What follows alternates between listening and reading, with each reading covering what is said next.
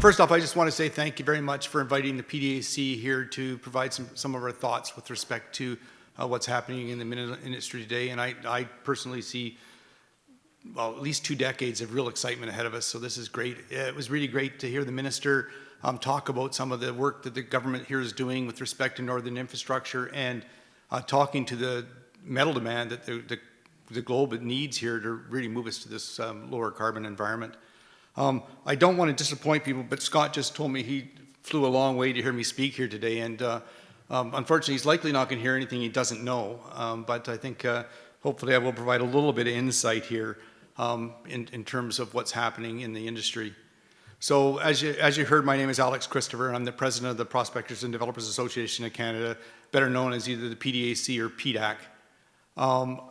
That's my volunteer job. My day job, I'm a senior vice president at Tech Resources. So I just want to, before I start, I also want to respectfully acknowledge that we're situated on the traditional territories of the Tonquichan and Kwanlindon First Nation.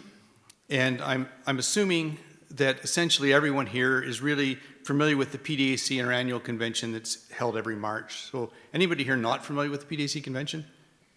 Good. However, most of you probably aren't aware of everything the PDAC does beyond our convention, or that the convention really is only a small portion of what the PDAC does every year. So our primary focus really is to work on behalf of more than 6,000 corporate and individual members to promote a responsible, vibrant, and sustainable Canadian mineral exploration and development sector that operates responsibly around the world to find the minerals and metals that are essential to modern life.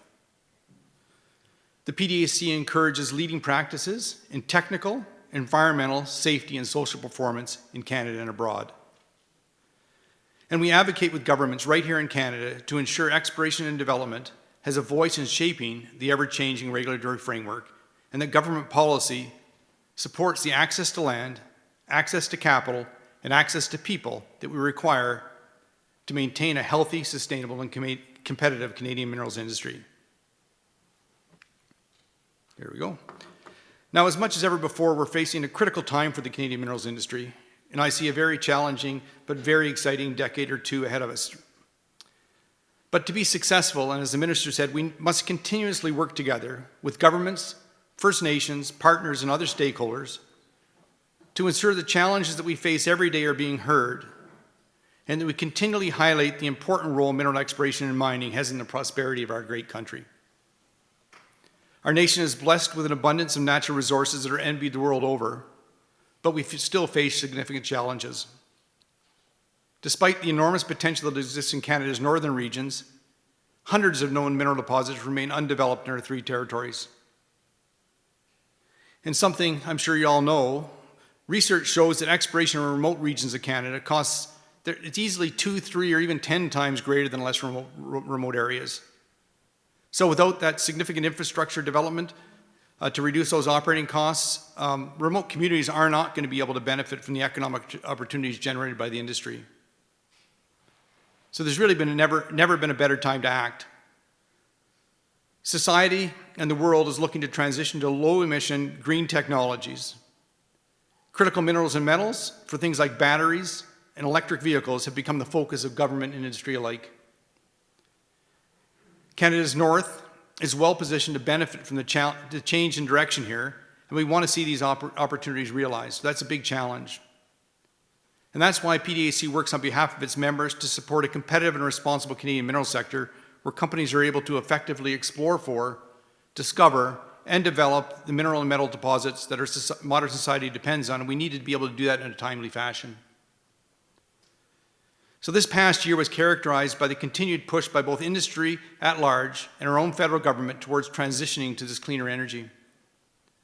And this has resulted in increased capital investment directed towards projects involving those critical metals, as well as enhanced funding initiatives such as the extended tax benefit programs for critical minerals development across Canada.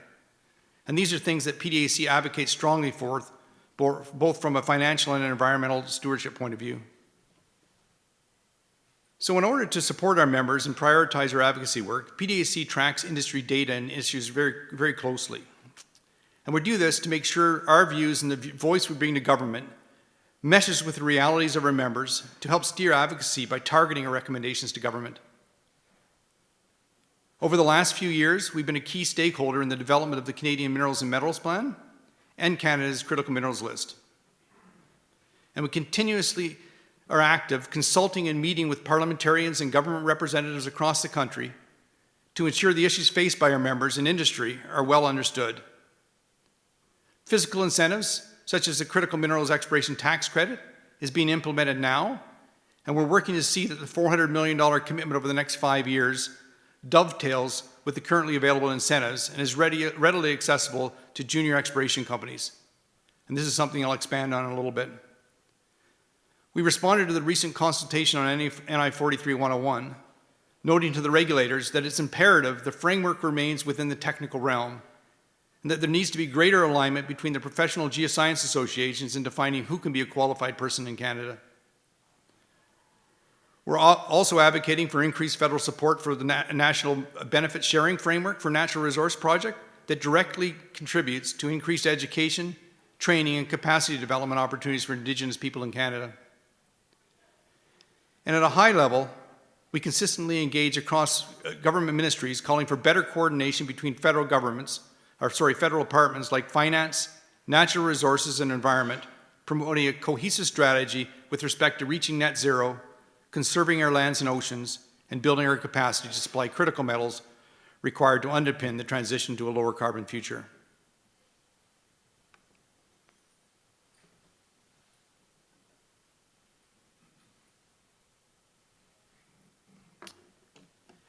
And while PDAC's primary role is advocating on behalf of industry to the federal government, we do work with regional associations and cohorts to amplify the voice of our members at the provincial and territorial level.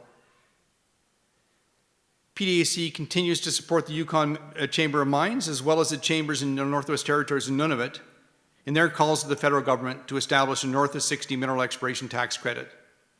And this credit could help incentivize more investment into the territories and helps offset some of the significant cost disparities I mentioned earlier that are faced by explorers and developers working in areas with limited or no communication, energy, or transportation infrastructure. And we have echoed the Yukon Chamber of Mines' request for more engagement between the Yukon government, industry, and land use planning commissions in considering how to balance conservation and development in setting regional plans in place. We aim to see federal support directed towards geoscience mapping and modeling expanded, particularly for the territories. And we see this information as an essential piece to prioritize development and conservation decisions in the near term and ensure we protect both the biodiversity and industry access to prospective lands. There's no global energy transition without minerals. And Canada can be a supplier of choice for both our own economy and those of our strategic partners, or we can sit on the sidelines. With this generational challenge in front of us, governments must be proactive to make informed decisions about where to prioritize support, including a workable permitting framework for exploration and development. Otherwise, we put all of our overarching sustainability goals at risk. So I'm confident that we're going to continue to see our industry lead the way by making the most of Canada's mineral endowment to provide the building blocks we need for a cleaner future. So before I go on to the rest of my presentation, which is going to focus really on financing, I wanted to take a moment to really kind of walk through the obvious here. Number one, climate change is a significant driver in everything we do. Society and governments recognize the issues and have set really lofty goals. I think we're all aware of those. We know that mineral and metals are key components of us reaching those goals, and 2050 is really just around the corner.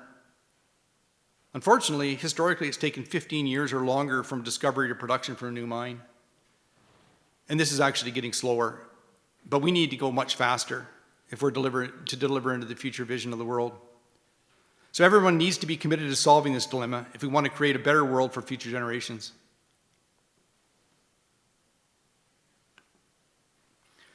So now over the rest of my presentation, I'm going to take you through some of the recent trends in metal prices and then tie those back to the financial markets and exploration activity to really give us a sense of where the mineral exploration industry landscape in Canada is going.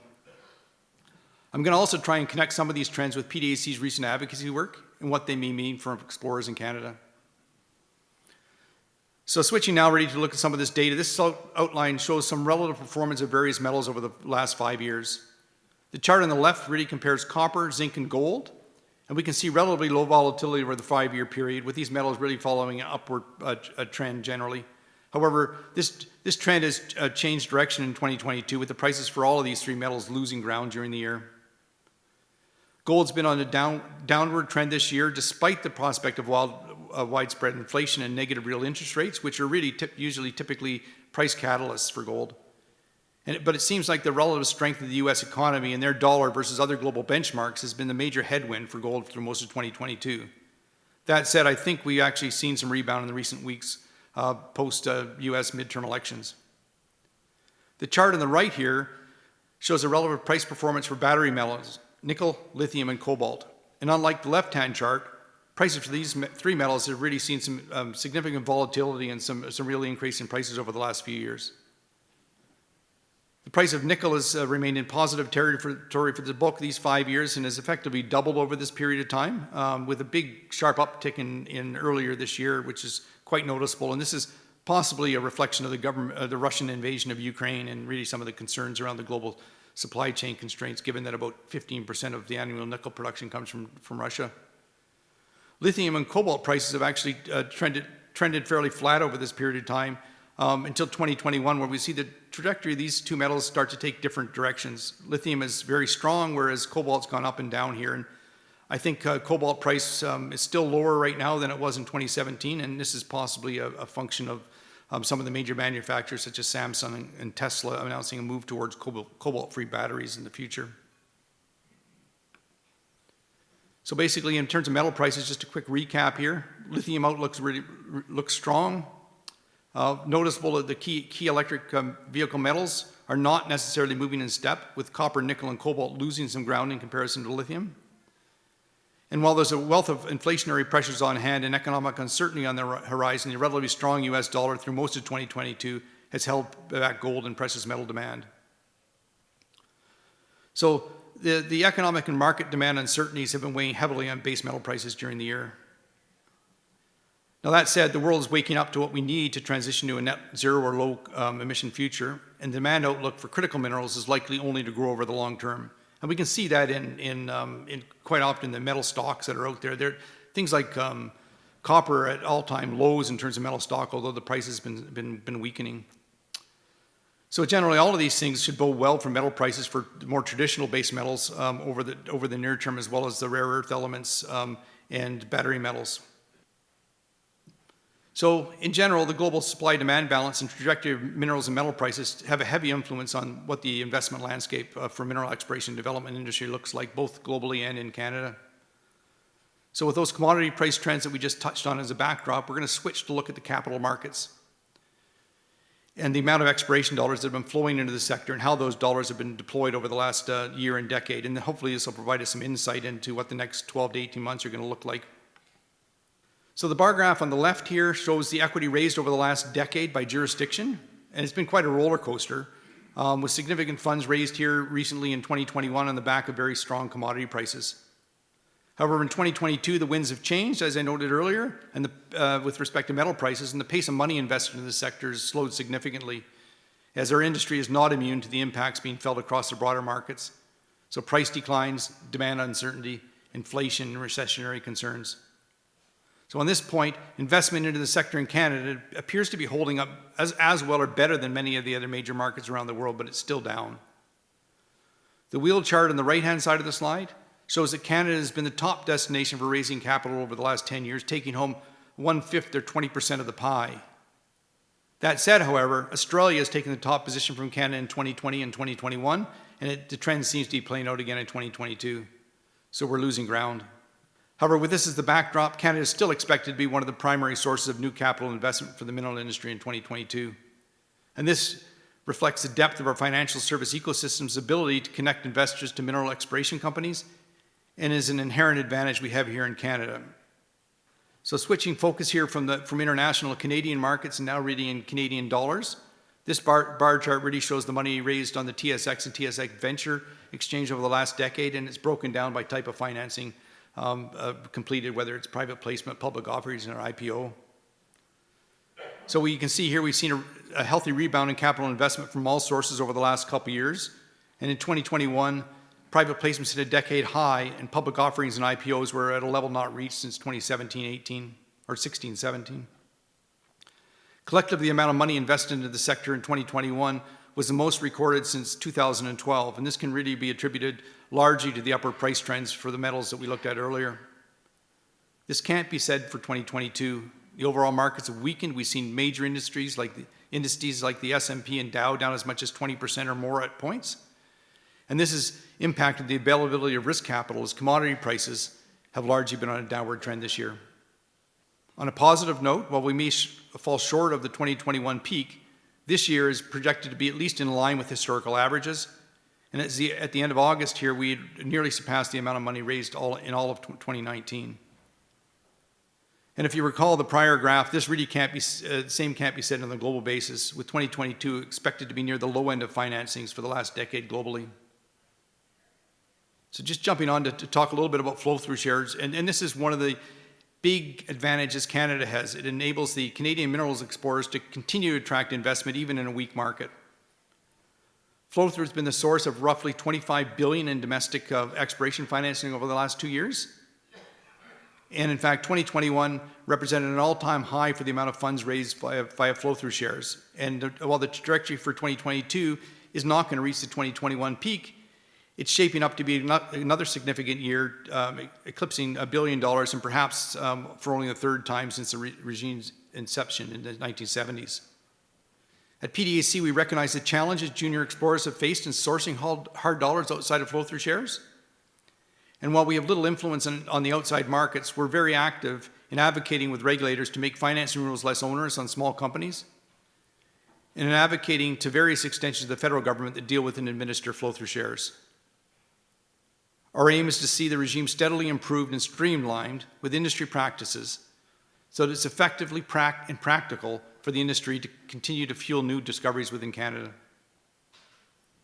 So in recent years, PDAC has prompted government to produce flow-through share guidance tables in several iterations, and this helped provide improved clarity around applicable expenditures and helps companies stay within the boundaries of admissible types of exploration work. PDAC was the driver behind the government's one-year extension of deadlines associated with the spending of flow-through share funds for exploration work through the COVID pandemic in 2020, as well as getting the mineral exploration and tax credit extended for an additional 5 years in 2019. And our call for increased exploration incentives has also been recognized in the federal budget 2022, with government committing to a new critical minerals exploration tax credit, and this is under the flow-through share regime that's going to be available until at least 2027. And this new incentive was reaffirmed in this month's fall economic statement. It's going to double the potential tax deductions for investors to 30% relative to the METC, and should be a catalyst for increased investment in critical mineral exploration. So just a quick summary on the finance issues that we just talked about that are playing out around the industry. So there's a slowdown projected across most regions over the next 12 to 24 months. And when coupled with supply chain constraints and rampant inflation, this has been really driving broader markets downwards for the bulk of 2022. A weak near-term industrial demand outlook has acted as a headwind for commodity prices, particularly base metals. And the relative strength of the U.S. economy to others around the world has been a recent catalyst for the U.S. dollar, which may continue to hold back gold and other precious metal prices in the short term. That said, Canadian explorers continue to be supported by the flow-through share regime, which is a major source of investment capital in the sector and in the face of such broad weak markets. So over the next couple slides, I'm just going to see how flow-through share funding has impacted exploration activity in Canada over the last decade, and where those exploration dollars we've just reviewed are being spent. And I'm going to start by looking at spending on a global level and then dial it down to look at Canada specifically by region and by commodity. So the bar chart you see here on the left outlines the amount of mineral exploration dollars going into the ground in various regions around the world over roughly the last decade. And we can see that 2022 is likely to represent relative high points since 2013, both globally and in Canada. And based on S&P's data, on average, Canada attracts more exploration dollars than any other single nation. And again, it's notable that Canada has seen roughly 1/5 or 20% of all global exploration spending over the last 2 years. And if we look at the wheel chart on the right, you can see this is a notable increase from the percentage of spend recorded in 2013, with Australia working hard to overtake us. Our top position speaks to highly competitive industry landscape and the transparent regulatory processes that have been established within Canada over many years, and the vast potential for new mineral discoveries that exist from coast to coast to coast. That said, Australia has closed the gap over the last decade, claiming top spot for mineral exploration spending in 2019 and 2020. And this should be a healthy reminder for our regulators and governments that we must work on a continuing basis to protect Canadian competitiveness and regulatory certainty to ensure that we have a vibrant mineral exploration industry for future generations to come. So just switching over to the Canadian spend, this bar chart here gives a breakdown of the amount being spent by region in Canada over the last decade. And similar to the global trend, we see Canada surpassing last year to reach a high point in 2022. Activity this year nearly equals the all-time record high point of $3.8 billion in domestic exploration spending reached in 2012, which is just off the left of this chart here. Ontario, again, is projected to be the top jurisdiction for exploration investment this year, and it is consistently a top 3 region along with Quebec and BC. These three provinces basically account for 70% of the total amount of money expected to be spent. A closer look at investment in Yukon, NRCan estimates there's going to be nearly $150 million in mineral exploration within the Yukon this year, nearly double the amount spent in 2020, which represented a 15-year low for the exploration in the territory. And this likely suggests the acute impacts of COVID-19 are behind us, and that really the flow-through funding that was raised in 2021 is being spent accordingly. It's not surprising that we see high levels of exploration activity in the market this year, given the amount of equity that were raised in the markets last year, and that peak in flow-through share issuance. As we know, the money must hit the ground within 12 to 18 months of those new shares being issued into the marketplace.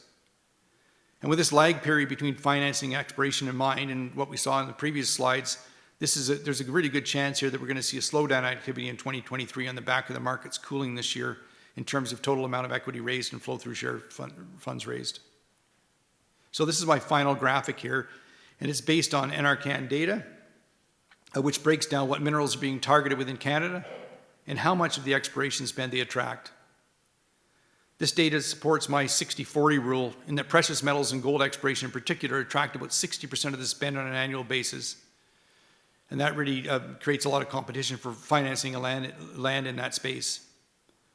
The wheel chart on the right shows the average amount of money directed towards particular minerals in Canada over the last decade.